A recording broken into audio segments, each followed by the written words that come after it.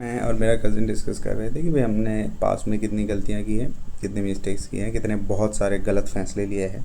चाहे फिर वो गलत फ़ैसला हो कॉलेज सेलेक्ट करने का या कोर्स सेलेक्ट करने का, बिना रिसर्च किए, बिना कंसल्टेंसी के, या फिर बिना किसी को पूछे कि इसका स्कोप क्या है, या तो फिर वो एमएलए ट्रैप में फंसने का हो कि जस्ट किसी ने हमसे कह दिया कि आप बिज़नेस कर सकते हैं, आप पैसे कमा सकते हैं, बिना कोई सवाल पूछे हमने वो स्टार्ट कर दिया और फंस गए ट्रैप में।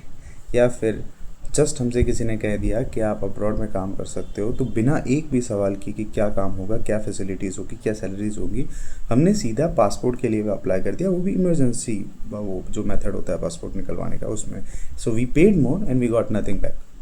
पर आज जब लोग कहते हैं, मतलब ये सारी जो चीज़ें हैं वो हम गलतियों से ज़्यादा एज एन एक्सपीरियंस लेते हैं कि इन गलतियों से सीखा है कि क्या क्या नहीं करना है, कहाँ सवाल पूछने हैं, क्या क्या चीज़ें ध्यान में रख के बड़े बड़े फैसले लेने हैं।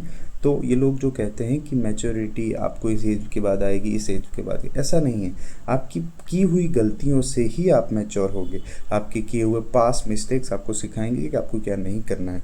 आपकी की हुई गलतियाँ जो भूतकाल की है वो आपको सिखाएंगी कि आपको कौन कौन से आगे कदम लेने हैं।